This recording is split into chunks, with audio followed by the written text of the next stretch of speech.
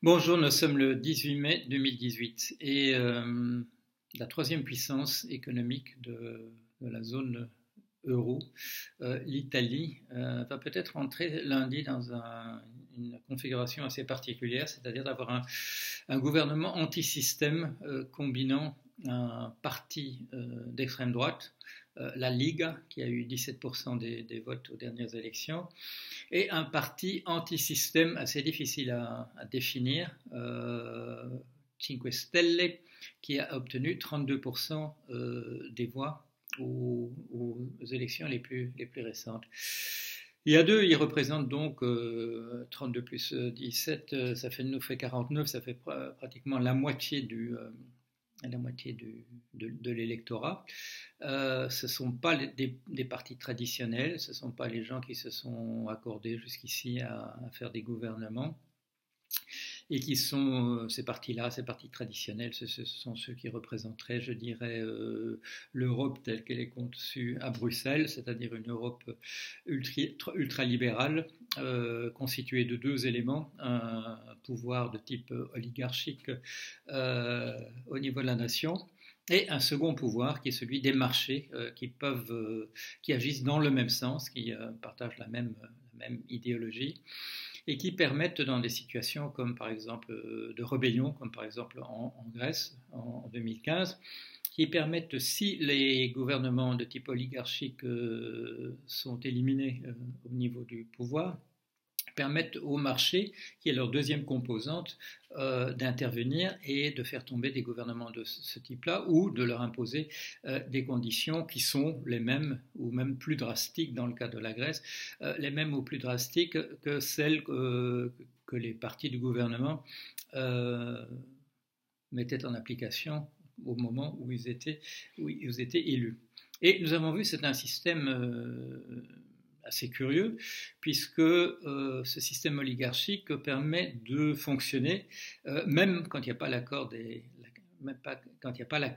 électeurs, ne serait-ce que par les instructions qui viennent de Bruxelles, ne serait-ce que par les traités qui ont été, auxquels les pays ont souscrit autrefois. Et on le dit d'ailleurs à propos de ce gouvernement qui va se mettre en place, il est possible que le président, M. Mattarella, refuse de le cautionner, parce qu'il enfreindrait des engagements oligarchiques précédents, comme le traité de Lisbonne, comme le pacte de stabilité monétaire et financière, qui sont des choses qui font partie de l'équipement qui nous vient de Bruxelles, qui est le cadre général. Donc en fait, trois éléments contre les gouvernements comme celui qui essaye de se mettre en place: l'opposition des partis traditionnels, le fait que les systèmes financiers soient contre eux parce qu'ils sont alignés avec les partis traditionnels, et Bruxelles en plus est une garantie, une espèce de cadre, un carcan qu'on ne peut pas remettre en question. Souvenez-vous de M. Juncker disant que la démocratie s'arrête à la limite que définissent les traités. Un traité, c'est un truc qu'on ne peut pas remettre en cause. Voilà. Le pacte de stabilité financière et monétaire, c'est un truc qu'on ne peut pas remettre en cause. Voilà. Ça a été, ce pouvoir de type oligarchique a mis en place ce que j'appelle d'habitude un système à cliquer, c'est-à-dire qu'on peut continuer d'aller dans la même direction, et dans ce cas-là on peut encore avancer peut-être d'un cliquet, mais c'est comme dans ces systèmes à encre d'une horloge ou d'une montre. On peut aller dans la direction ultralibérale, mais on ne peut jamais revenir en arrière, parce que c'est inscrit dans les institutions. Ou alors, dans le cas justement du traité de Maastricht, traité de Lisbonne, on modifie les choses. Si les gens votent contre, on le modifie pour que ça puisse passer par un autre comment dire, dans un autre cadre, par un autre moyen, et on vous impose quand même la même chose. Alors, les conditions pour un gouvernement anti-système sont extrêmement difficiles, parce que il y a donc ces trois éléments contre: l'opposition des partis traditionnels, Bruxelles, et l'ensemble des traités et les marchés financiers qui vont tous dans le même sens. Au point qu'on peut se demander, on peut se poser la question, et on se la posera rapidement si ce gouvernement ne marche pas, ce gouvernement qu'on peut appeler populiste dans la mesure où la seule chose qui réunit finalement ce parti d'extrême droite et ce parti qui a émergé plus ou moins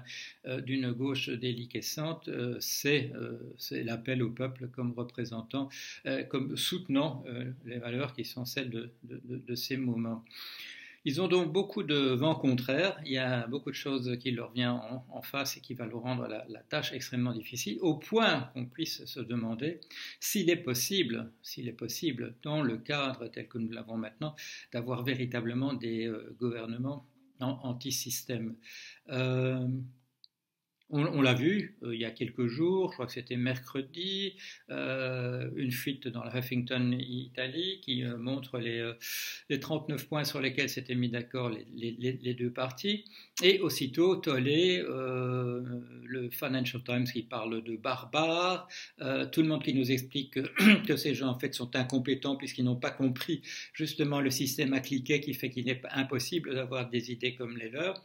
La question qui se pose, c'est est-il possible à un gouvernement comme ça de fonctionner dans un cadre qui est à ce point verrouillé pour faire la politique des partis traditionnels. Alors, on aurait pu dire des choses comme ça, je dirais, il y a 10 ans. Depuis, on a eu un observatoire. On a pu regarder véritablement comment ce genre de choses fonctionne dans le cas de nos malheureux amis grecs qui ont servi de Kobe à des politiques d'austérité de genre le plus fou, mises en place par des instances de type autoritaire, de type capitalisme d'État. Je dirais que la troïka est de type soviétique. Ce sera peut-être un peu étonnant que j'emploie cette expression, mais c'est ça, c'est du dirigisme autoritaire par des gens non élus, à partir de principes dogmatiques qui sont ceux d'une religion féroce, comme je l'appelle d'habitude, et qu'on appelle science économique, tout ça entre guillemets bien entendu. C'est pas de la science, c'est un dogme, c'est le dogme de la philosophie ultralibérale. Donc c'est pas évident. Alors maintenant on va voir un second, si Mattarella accepte ce gouvernement, s'il ne dit pas simplement, écoutez, c'est pas ce que Bruxelles veut, donc on ne peut pas le faire, et de toute façon les marchés seront contre nous, et je pourrais appeler à de nouvelles élections qui pourraient essayer de faire revenir des partis traditionnels au pouvoir. Encore que là, je crois qu'il vaut mieux qu'il n'essaye pas, parce qu'on a l'impression que les gens sont suffisamment montés maintenant pour qu'ils votent encore davantage pour la Liga et Cinque Stelle la prochaine fois. Alors on est dans une configuration très intéressante. Est-ce qu'il est possible d'avoir autre chose dans le cadre parlementaire que l'ultralibéralisme en Europe? Et là, l'Italie va nous donner un exemple. S'ils arrivent à réussir à placer quelques pions, ils pourraient faire s'écrouler la zone euro. Et là, la donne serait peut-être, la situation serait peut-être à nouveau ouverte.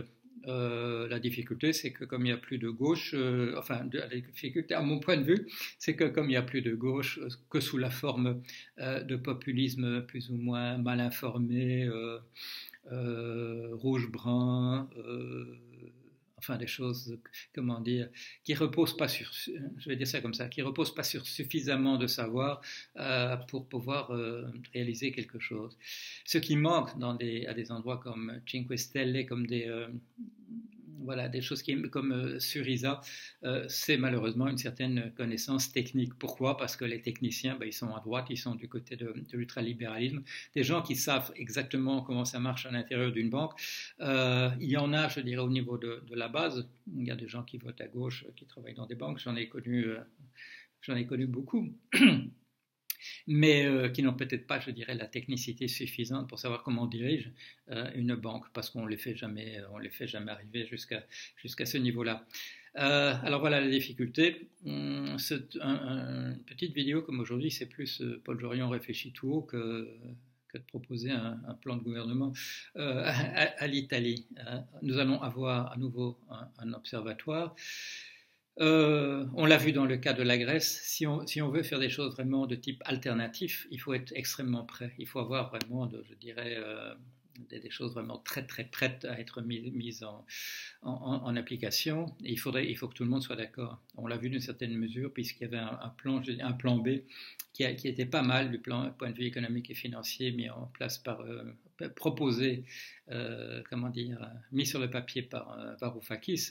Et puis voilà, Tsipras le laisse tomber au dernier moment, et donc ça n'est pas mis en application. Il y a une marche arrière pour revenir vers le cadre ultralibéral, comme on a vu dans le cas de Tsipras.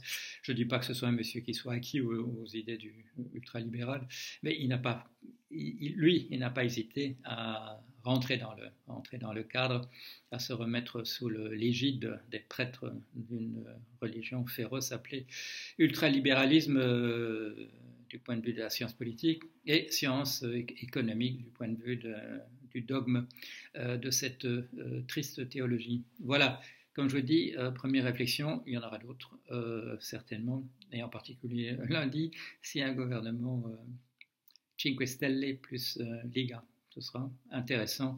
On va voir ce qui se passe, et je ne peux rien dire de plus. Voyons voir.